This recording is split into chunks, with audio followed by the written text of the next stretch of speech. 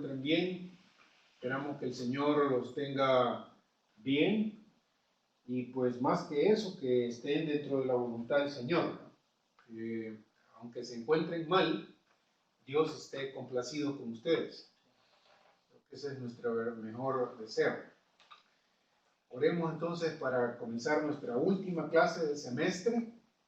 Oramos porque sea de bendición. Vamos a hacer un pequeño repaso de la doctrina del pecado. Voy a agregar algunas cosas. Y luego, si Dios lo permite, terminamos nuestro semestre. Oremos, hermanos. Padre, yo te doy gracias en esta noche porque nos bendices con tu presencia. Señor, te alabo porque en medio de toda nuestra pequeñez y pecaminosidad, tú no te has distanciado de nosotros. Al contrario, Señor, has mandado a tu Hijo, has mandado a tu Espíritu, no has dado tu palabra. Día a día tus misericordias y tus bondades son nuevas, frescas, abundantes. Gracias, Señor. Gracias por este semestre que estamos terminando. Gracias por tu protección. Gracias por tu paciencia. Gracias por tu cuidado, Señor. Gracias por tu provisión, Padre. Por las energías, por la vida, por el trabajo, por la comida, por la salud. Te bendecimos, Señor. Te damos gracias, Padre. No somos dignos de tu buena mano sobre nosotros, pero agradecemos profundamente que te hayas dignado a darnos a tu Hijo, a tu Espíritu, a tu palabra, tu propia persona, Señor. Junto con Él todas las cosas que pertenecen a la vida y a la piedad. Te alabamos, Señor, por hacernos participantes de la naturaleza divina. Decimos tu nombre, Señor. Nosotros que somos peor que gusanos, como dice el Salmo 22. Señor, gracias por acordarte de nosotros. Gracias por acordarte que somos polvo. Gracias por acordarte de que somos producto de tus manos, por habernos dado un espíritu, un alma, un corazón, una mente. Señor, conciencia, racionalidad, te alabamos. Te damos gracias por habernos investido, Señor, con esa preciosa dádiva tuya de darnos tu imagen. Misterio todavía incomprensible en su totalidad para nosotros. Señor, te adoramos y te damos gracias por el privilegio de hablar de ti, de tu palabra y de tus cosas. Dios, bendícenos en esta noche. Yo ruego por mis hermanos que me escuchan a través de internet y aquellos que están conmigo aquí. Pido en el nombre de Jesús que los bendigas. Pido que les des fuerzas. Señor, que si hay necesidad de salud, que suplas esa salud. Señor, que si hay necesidad de dinero, que tú proveas ese dinero. Padre, si hay conflictos familiares entre esposo, esposa, hijos, padres, hermanos, Señor, tú seas el mediador entre nosotros y nos permitas recordar que estamos aquí apenas por un tiempo, que pronto te daremos cuenta y que pronto estaremos delante de ti. Señor, yo ruego por mis hermanos aquí y allá donde estén a través de este servicio de internet. Ruego porque tú bendigas sus ministerios, Señor, que los hagas hombres y mujeres fieles, que les permitas representarte a cabalidad. Señor, que todo lo que hagan sea de palabra, de pensamiento, de actitud, sea para honrarte. Señor, somos tan necesitados de ti y por eso pedimos de ti, Señor. Padre, ninguno de nosotros puede sobrevivir un segundo sin tu palabra, sin tu presencia. Por eso rogamos en el nombre de Jesús que nos acompañes, que nos fortalezcas, que nos dirijas, que nos ayudes a ver esos lados oscuros de nuestras personalidades, Señor. Que nos permita batallar sólidamente contra el pecado que nos acosa. Señor, que nos ayudes a apropiarnos de las armas que tú nos has dado. Otra vez, Padre, muchas gracias porque tú nos has dado todas las cosas que nos pueden dar victoria. Y ahora al terminar otro semestre, te alabamos, te damos gracias, Señor. Pedimos que tú nos bendigas en el resto de esta clase y también después de ella, Señor. El verano que viene aquí en los Estados Unidos, con múltiples cosas también. Gracias, Señor, por tu presencia con nosotros. Oro confiando, Señor, en ti, confiando en tu promesa y en tu fidelidad, confiando en tu amor manifestado en Jesús, en tu Espíritu, nuestro Señor, palabra que es fiel y verdadera. En nombre de Jesús oro. Amén. ¿Qué tal, hermanos? ¿Cómo está doña Mari, don Richard, Ana Ana? ¿Cómo está? Qué bueno verlos. Pues bien, continuamos nuestra doctrina del pecado y hoy estamos concluyendo nuestro semestre. Voy a repasar algunas de las cosas que vimos la semana pasada. Recuerden, hermanos, lean por favor su sumario, miren el calendario. Si tienen alguna pregunta, no duden en escribirnos a mí, por supuesto, y también a mi hermano Dani y a mi hermano Lucas. Con mucho gusto vamos a ayudarlo. Si por alguna razón no le contestamos, lo que sucede con frecuencia, bueno, en esta semana en especial, todos nosotros estamos saturados de cosas que hacer y estamos en final de semestre, muchos de nosotros estamos calificando, corrigiendo, otros estamos haciendo nuevos sumarios para el próximo semestre, planificando nuestro verano. Si Dios me permite, en mi caso, tengo un verano un poco ocupado, voy a viajar por lo menos 3 veces a Latinoamérica, a México, voy a estar visitando Guadalajara para reunirme con un grupo de pastores del área, presentarles la maestría, además de estar predicando en varias iglesias ahí. Luego voy a salir para Ecuador, voy a estar enseñando también a un grupo grande de pastores en un área de la campiña. Y luego, después de regresar de ahí, si Dios lo permite, y si Él no ha venido, el Señor Jesús no ha venido, ojalá que venga. Sinceramente, nada que esté en el verano me dice, me obstaculizaría ese tipo de petición, ¿no? De, Señor, ven pronto, por favor, no importa qué. Yo sé que algunos jóvenes a veces se ponen a pedir, Señor, no vengas hasta que me case. Por favor, tan joven y sin haber amado o algo así. ¿Saben lo que dice? ¿Y que no saben lo que dice? Yo les decía hace años a mis hijas, ¿no? Cuando estaban adolescentes, les decía, pues es que sinceramente no sabemos. Usted pida que viene el Señor.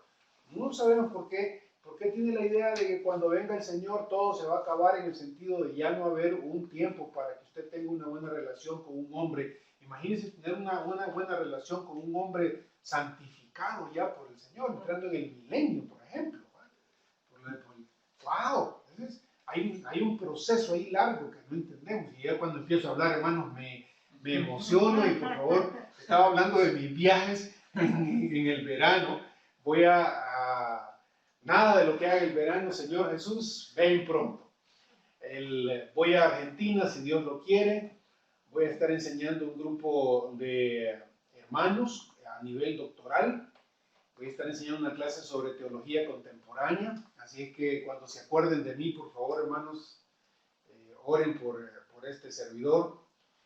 Y por supuesto, trabajando en otras cosas, como clases que voy a dar aquí el próximo semestre también. Estoy dando Teología 3 en línea con ustedes.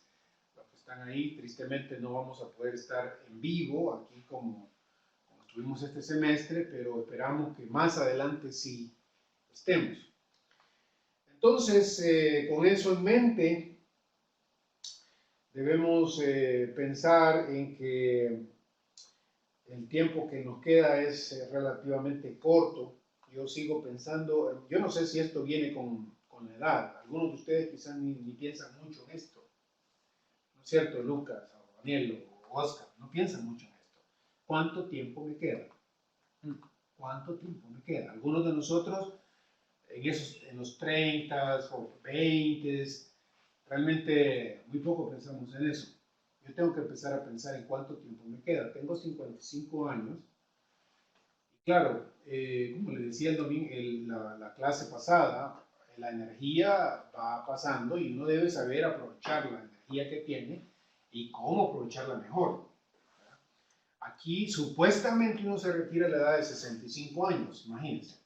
Eso significa que solo tengo 10 años de vida laboral activa tal como estoy metido, ¿verdad? Sí, claro, que diga 1 o 2 años más, ¿quién puede decir? Pero honestamente estoy contando con 10 años. ¿Qué voy a hacer en esos 10 años? Quisiera pedirles a ustedes que están conmigo en esta noche y que me miran también por internet que me ayuden a orar, porque desde hace años estoy en el proceso de escribir mi teología sistemática en español. No hay modo que avance. Entonces, yo quiero que esos 10 años sean unos 10 años en que el Señor ocupe ese tiempo para que yo pueda poner por escrito algo que después pueda ser útil. ¿No es cierto? Yo no voy a estar aquí más de ese tiempo, si es que el Señor me da esos 10 años, imagínense. Nunca, nosotros decíamos allá en El Salvador, tú no tienes la vida comprada. Decían, nadie tiene la vida comprada, así decíamos, ¿no? Tiene razón, nosotros no sabemos. Pero si todo funcionara bien, si tengo 10 años, por ejemplo, en esos 10 años debe salir por lo menos, 3 volúmenes de teología sistemática en español, en donde les comunique algunas de las cosas que hemos estado viendo a través de esto, con interacción académica, digamos, con otros teólogos en las notas al calce. Ayúdenme a orar entonces, hermanos, por favor. Necesito su oración. Yo creo en la oración. Yo creo que cuando oramos los unos por los otros, Dios hace cosas increíbles. Creo que el apoyo en oración de otros por otros es mucho más efectivo que cuando uno ora por uno mismo, ¿no? El elemento del egoísmo y el elemento del querer de hacerlo, a veces no con los motivos idóneos, pero cuando oro por mi hermano, por mi hermana, hay algo que alguna vez tengo que contarles mi experiencia en relación con eso. Tal vez al final, como hace Moltmann, ¿verdad? Moltmann, este famoso teólogo alemán, después de escribir una serie de libros programáticos, ¿verdad?, de su teología, uno de sus últimos libros es su experiencia. Realmente está hablando de su método y destaca mucho la experiencia, y ahí habla de cómo es que él ha llegado a ciertas conclusiones a través de su experiencia. La teología sistemática tradicional no se presta mucho a eso, pero en realidad la experiencia de cada uno de nosotros es muy poderosa para hablar de cuáles son mis convicciones, ¿verdad? Porque los he vivido, porque las he visto. La oración, por ejemplo, la Escritura dice sin ningún tipo de ambajes que la oración del justo puede mucho. Entonces, y se da en el contexto de ancianos orando por otros. Por favor, oren por otros. El apóstol Pablo lo había entendido así también. Oren por mí, les dice a los efesios, ¿verdad?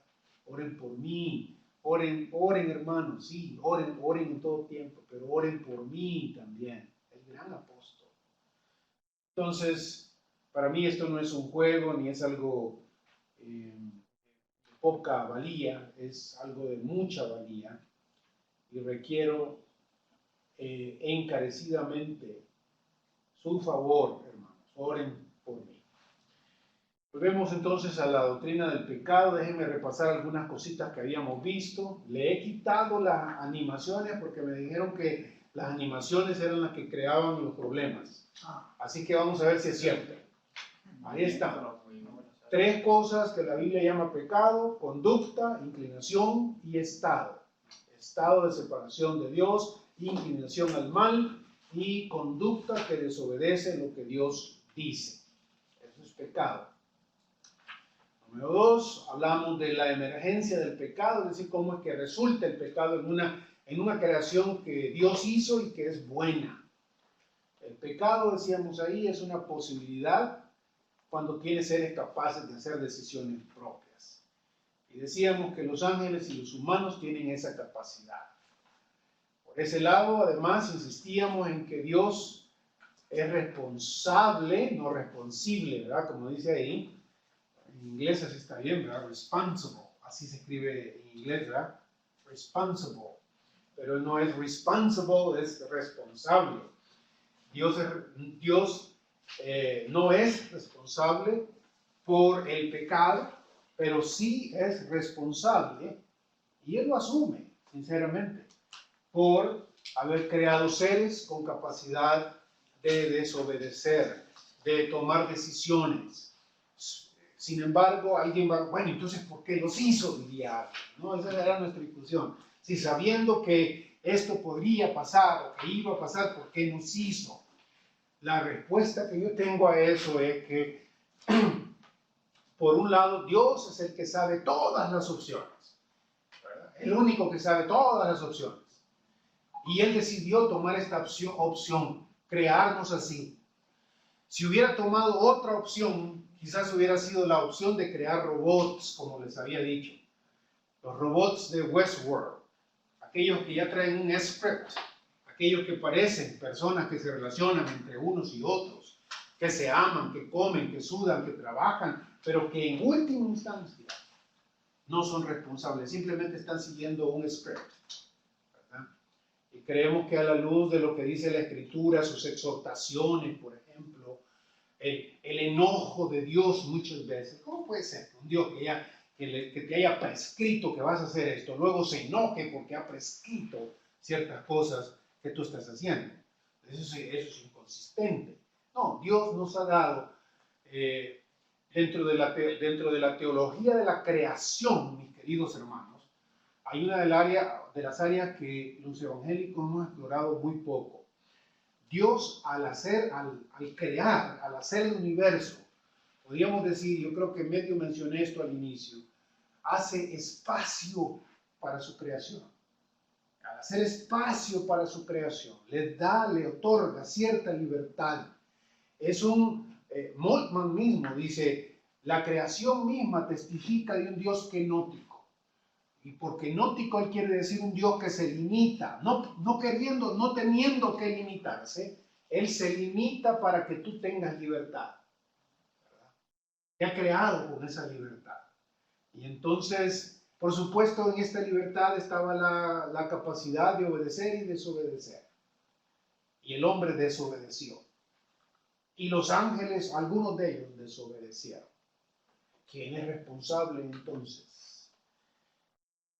Dios es responsable de haber creado ese tipo de creación, el hombre es responsable, Satanás es responsable, sus demonios son responsables de haber decidido en la forma que lo hicieron. Aquí hay algo que he añadido para la clase, que creo que complementa lo que habíamos dicho en cuanto a qué es el pecado. Las mismas palabras hebreas y griegas con las que la Biblia designa el pecado acentúan este carácter voluntario y personal. En hebreo la palabra hatá, que significa no alcanzar una meta, no conseguir lo que se busca, no llegar a cierta medida, pisar en falso, fíjense esa manera de entenderse esa palabra, y en sentido moral significa ofender, faltar a una norma ética, infringir determinados derechos, desviarse del camino recto. Esa misma palabra suele traducirse en la versión de los 70, es decir, la Septuaginta, que es la versión griega del Antiguo Testamento hebreo, la primera traducción al griego, diríamos nosotros, del Antiguo Testamento en hebreo. Esa palabra hatá frecuentemente se traduce como amartía, amartano, que también significa fallar al blanco o ser privado de algo. Y en esto tenemos que tener un poco de cuidado. Las ilustraciones, las metáforas aquí son muy pictóricas y tratan de ayudarnos a entender qué es el pecado. Pero debemos tener cuidado, por ejemplo, con esa palabra amartilla que significa fallar al blanco. Y las ilustraciones de algunos de nuestros predicadores y pastores a veces nos presentan al hombre que está con un arco y una flecha y tratando de darle al arco, ¿no? Y pegarle en el blanco, y porque no le pegaste al blanco, entonces fallaste, pecaste. Bueno, eso es técnicamente hablando correcto, pero podría darte la impresión incorrecta. Podría darte la impresión de que Dios es un ser tan estricto, rigorista, que existe tanta variedad en el universo que Él escoge un punto un punto pequeñísimo en ese universo, y si tú no le pegas a ese punto pequeñísimo del universo, entonces está mal. Bueno, ese tipo de implicaciones es incorrecta. Eso es lo que estoy diciendo. Al leer la historia, vaya, solo si usted lee la historia de Adán y Eva, es en realidad todo al contrario. Porque cuando Dios le da la directriz a Adán y a Eva quieres todo lo que tienes aquí alrededor, excepto esto a lo que no le tienes que pegar, ¿verdad? Y aquel tiene tan buena puntería que le va a dar a lo que Dios no quiere que le dé, ¿verdad? Entonces, a eso es lo que me refiero cuando pensamos en amartilla. Cuidado con dar la impresión de que, Dios es un Dios tan rigorista que... No, realmente una de las cosas importantes que se mira en la doctrina de la salvación después de esto es que los mandamientos entendidos de esta forma equivocada a veces le han dado la impresión al ser humano de que Dios es un Dios opresor. Y en realidad cuando uno lee a fondo y con más naturalidad el texto bíblico se da cuenta que los mandamientos que Dios nos ofrece, nos exhorta a obedecer, son más bien bendiciones que nos protegen y que nos ayudan a vivir correctamente y que incluyen la vida total para que vivamos de esa forma ampliamente, abundantemente, como el Señor Jesús decía. Entonces, dentro de las consecuencias del pecado, esto sí ya lo vimos. Decíamos que lo primero que debemos notar es el poder que tienen nuestras acciones para influirnos, para transformarnos, para hacer de nosotros ontológicamente otro tipo de ser. Y reflexionábamos sobre lo que les pasó a Adán y a Eva en cuanto a su desobediencia. La primera pareja no tenía nada internamente malo, sin embargo cede a una tentación externa, desobedece y se convierten en otros seres irreconocibles realmente. Entonces el poder de nuestras acciones, cuidado con nuestras acciones. Nuestras acciones pueden hacer de nosotros algo que nosotros mismos no reconoceríamos. Junto con esto hablábamos de los cambios que suceden en nosotros, los cambios degenerativos que son transmitidos a nuestra descendencia humana. Hablábamos de que los primeros dos seres humanos, Adán y Eva, pudieron decidir completamente. Ellos son los únicos que pueden decir, y junto con el Señor Jesús, por supuesto, que tienen libre albedrío. Dentro de ellos no hay nada que los impulse a ser pecadores. Dentro de ellos no hay nada que los impulse a tomar una decisión exactamente hacia lo negativo. Sin embargo, eso no es lo mismo con nosotros. Por eso cuando hablamos de libre albedrío debemos tener cuidado nosotros, ¿no? Hay toda una tendencia en nuestro tiempo entre bautistas y teólogos protestantes en insistir en que el hombre no tiene libre albedrío. Pero la manera en que se entiende a veces es equivocada. Como decir, pues el hombre, tú no puedes hacer nada, exactamente, totalmente nada. Cuando aquí insistimos en que nosotros no tenemos total libre albedrío, lo que significa esto es que dentro de nosotros hemos heredado una torcedura en nuestra naturaleza, Nuestra naturaleza está inclinada hacia lo negativo, hacia lo pecaminoso. Adán está en nosotros, pues, para ponerlo en nuestros propios términos. Adán vive en nosotros. Así como vivíamos nosotros en Adán, ahora Adán vive en nosotros. Y esa tendencia a desobedecer ya está en nosotros y nos evita ser completamente libres. El Señor Jesucristo dijo, nos habló y nos dice que realmente todos los seres humanos son esclavos en ese sentido. El Hijo los va a liberar. Si el Hijo os liberare, seréis verdaderamente libres. Y luego el apóstol Pablo nos dice que en nosotros hay esa fuerza de la carne y la fuerza del espíritu que no nos permite ser y hacer lo que nosotros queremos. En ese sentido, no tenemos libre albedrío. Algunos, sin embargo, lo quieren entender como si Dios ya te borró todo el libre albedrío y Él es el que de alguna forma misteriosa, profunda, está manejándote como si fueras uno de esos juguetitos que aparecen en el ring. ¿Han visto esos robotitos que los ponen a pelear en el ring? Rojo y azul. El rojo y azul, y el que está manejándolo es el que está afuera. ¿No? Y entonces, así son para muchos. ¿No? Eso sinceramente tiene que hacerle violencia al texto bíblico para que eso suceda. Entonces, los cambios degenerativos que hemos heredado sí implica que moralmente hablando tenemos una tendencia. Y cuando reconocemos esa tendencia, nos damos cuenta que no somos totalmente libres para elegir.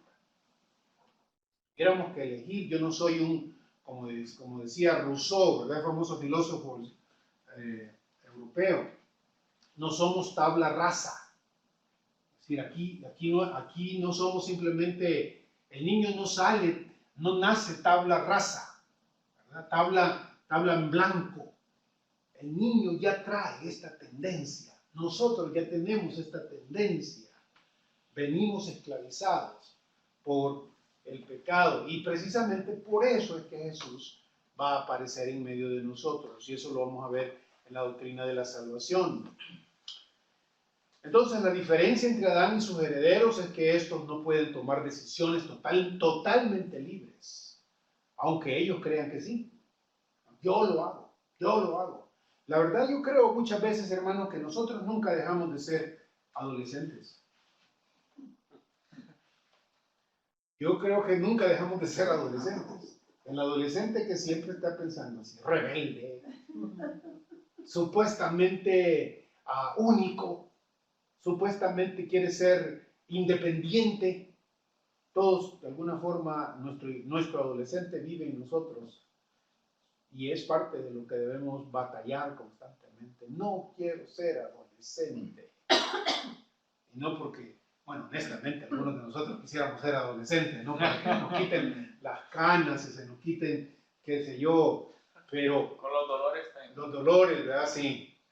Pero no, en cuanto al carácter, en cuanto a la realización, darnos cuenta que aun cuando psicológicamente tomamos decisiones, estamos influidos internamente para hacer lo que a Dios no le agrada. Necesitamos a Dios. En el debate famoso entre Erasmo y Lutero, en el siglo XVI, ustedes recordarán, y los que no recuerdan, aquí se los digo, una de las diferencias fundamentales entre Erasmo de Rotterdam, el famoso hombre del Renacimiento, un hombre letrado, tremendo. Yo pienso que Erasmo yo creo que él era salvo, por lo que he leído de él.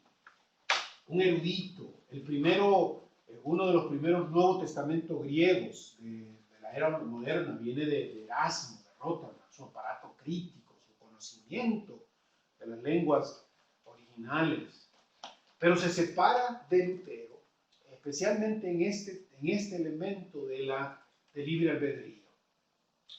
Erasmo dice y afirma por ejemplo, en el libro que él escribió, un libro que ojalá que ustedes pudieran leer, siempre como profesor de teología, recomendándole el libro como que ustedes no tienen que leer.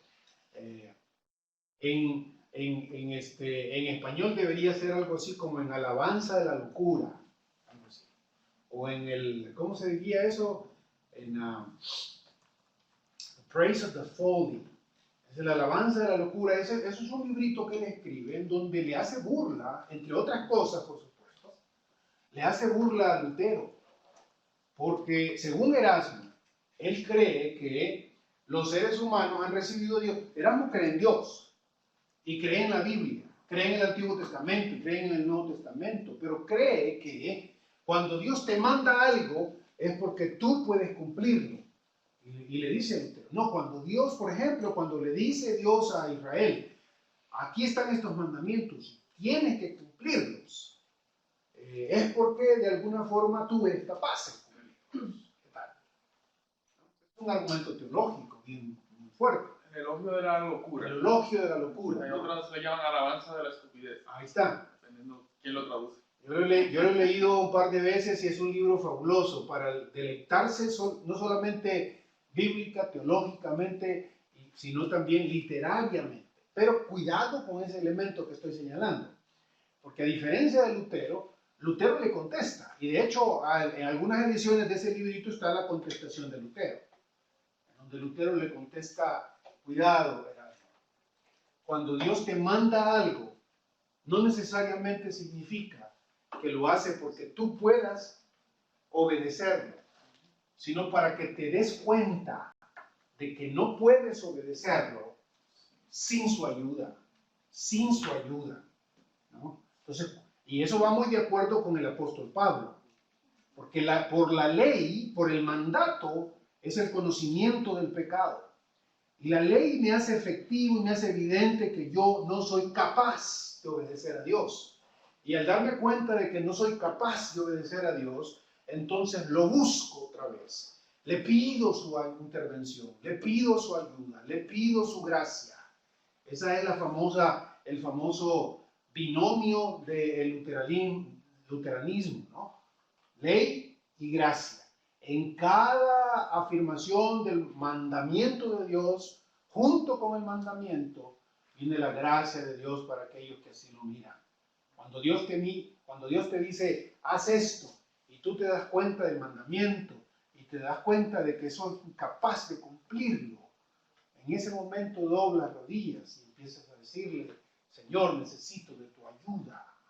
Es decir, somos libres en ese sentido. Lutero va a escribir ese libro en donde se llama Sobre la atadura de la voluntad. The bondage of the will, en inglés, ¿no? La atadura que tenemos todos los seres humanos, de nuestra voluntad. Aunque a veces parece que queremos hacer estas cosas, siempre no podemos. Romanos capítulo 7, recuerdan ustedes. Lo que quiero no hago, ¿verdad? En ese sentido, entonces, nos hace eso irresponsables de nuestras acciones. Y aquí decía yo, siempre, aunque estamos atados, de acuerdo con esto que acabo de mencionar, en nuestra manera de ver la vida, somos responsables, porque somos una raza. Todos nos conectamos. Estábamos en Adán, Adán está en nosotros, la sangre de Adán corre por mí. ¿Qué tal? ¿Se da cuenta por qué no les caigo bien? Porque Adán está en mí, yo estoy en Adán, pero soy responsable de lo que hago. Y porque lo imitamos a cada momento. Ese es el Padre. Pablo dice, hemos traído la imagen de primer Adán. Hemos traído la imagen del primer Adán. Es decir, hacemos lo mismo que él haría. Hablamos de los efectos. El primer efecto es ese desbalance interno, que la Biblia llama naturaleza pecaminosa, en donde empezamos a morir en todas las áreas, emocional, espiritual y físicamente. Nos estamos deshaciendo, nuestro cuerpo, nuestra alma, nuestro espíritu, nuestra mente, todos ellos sufren por este deshacernos debido a este desbalance interno causado por nuestro pecado y por el castigo de Dios sobre nosotros. Hablamos también de que este desbalance puede traducirse en una tendencia constante a desobedecer a Dios. Esto mismo nos lleva, este desbalance nos lleva a abusar sus capacidades. ¿Se dan cuenta por qué no es suficiente simplemente decir? Y hay una gran tendencia, ha habido por varias décadas en nuestro mundo académico, educacional, la idea de que, por ejemplo, a los niños deben dejársele libres, que se expresen, que desarrollen sin ningún tipo de limitación. Pues la Biblia nos hace ciertas advertencias sobre eso, ¿no? Si somos ¿cómo se diría en español? Somos los que cargamos, somos los que, si llevamos con nosotros esta naturaleza pecaminosa, por lo menos lo que debemos hacerle es limitarla, controlarla.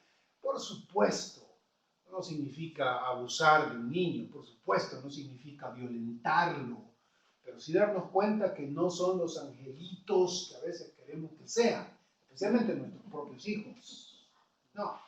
No, son seres humanos que cargan con esto.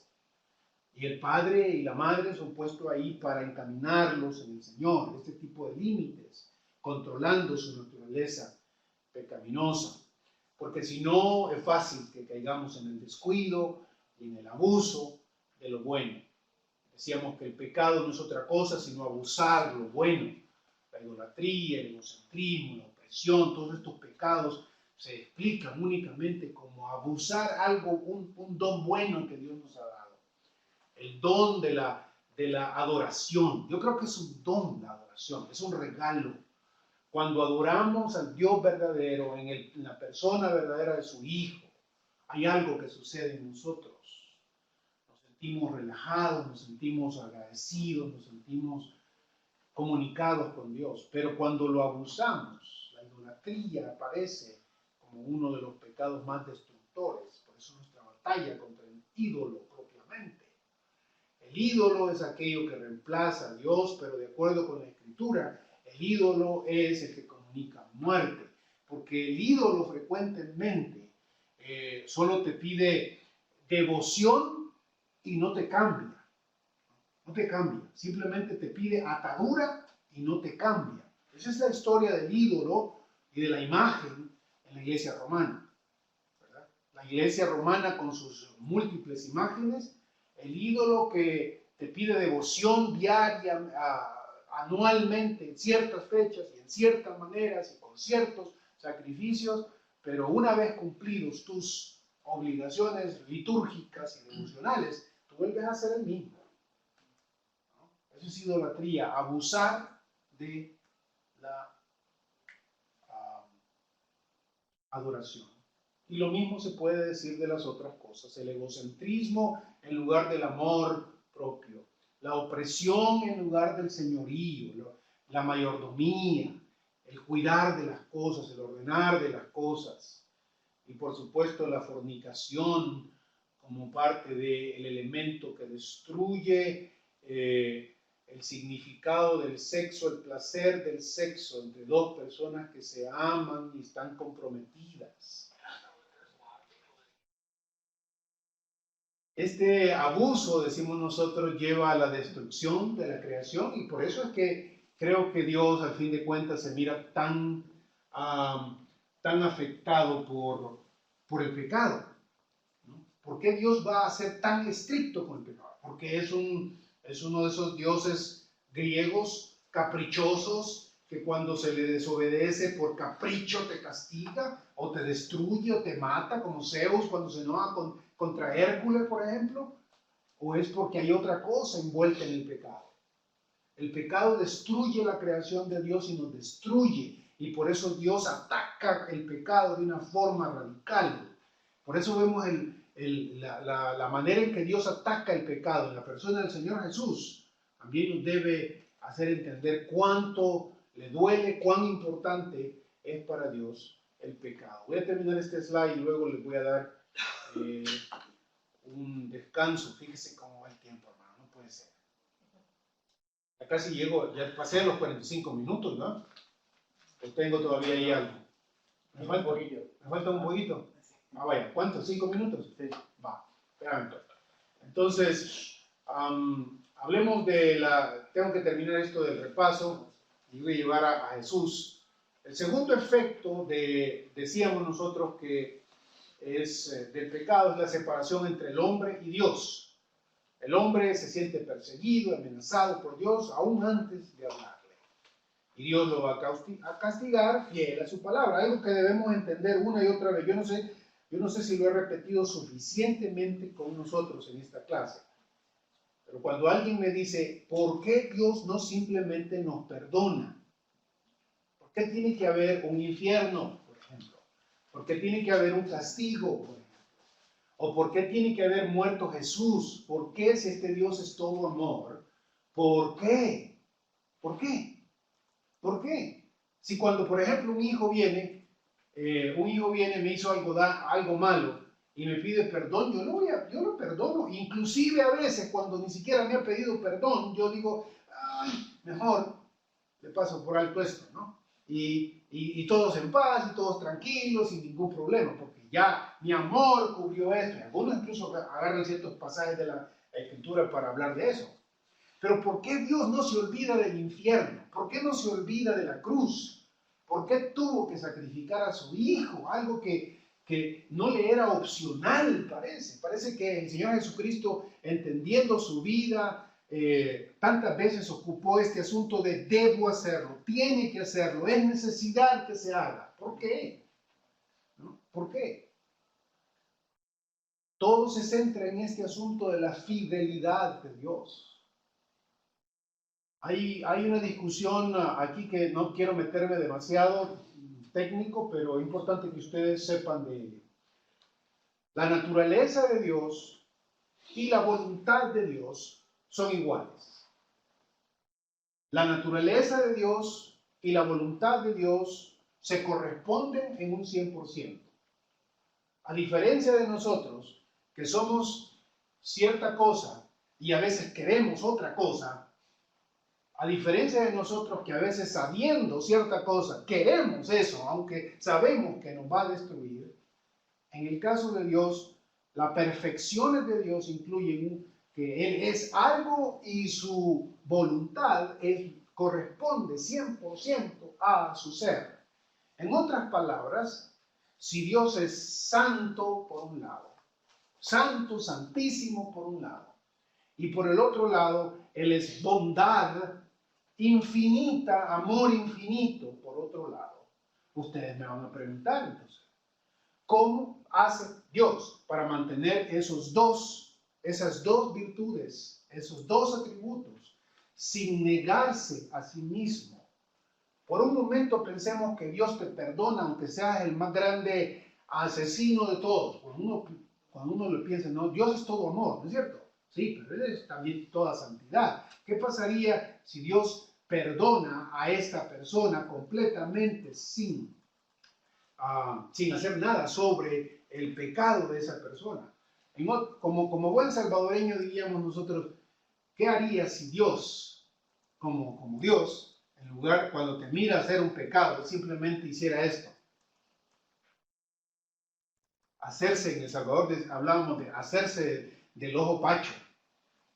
No sé si usted, bueno, no todos los salvadoreños quizás, pero allá donde yo vivía, decía, vos hacete del ojo pacho. Decía a nosotros, en el momento de decir, hacer este movimiento con el ojo, ¿no? A ver, como queriendo decir, como que no lo viste, hombre. Hacerle así. La vista gorda, así. Yo no sé qué significa vista gorda, porque tenés un ojón así, ¿va? Hacete del ojo pacho.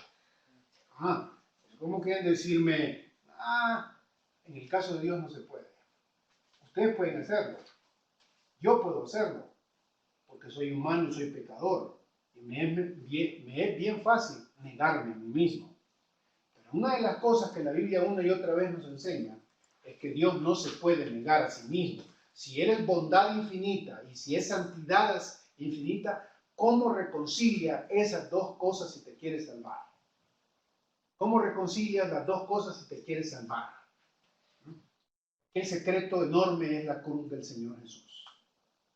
En la cruz del Señor Jesús, Él no solo satisface su justicia infinita, sino también muestra su bondad infinita. En ese sentido, no solamente dice, yo soy todo amor, pero también yo soy todo justicia. Él es fiel en este sentido. Cuando Adán pecó, hubiera sido bien fácil decirle, no, pero ya, olvidémonos, pues, te voy a dar un segundo chance, una segunda oportunidad, o algo así. No, no se podía. Para usted quizás sí, para mí también, porque somos seres pecaminosos y que muchas veces no nos damos cuenta de la importancia de nuestras decisiones. Dios, que es el gobernador de todo lo que existe, no hace eso. Lo saca, lo expulsa y con él las cuestiones que vienen por su pecado. Entonces vamos a hablar, si Dios quiere, más sobre este asunto de la fidelidad de Dios y por qué es necesaria la cruz ante el pecado del ser humano. Pero es importante recordarlo hoy. Estamos ahorita ya con los 5 minutos. Muy bien, hermanos, vamos a descansar. Volvemos en unos 10 minutos.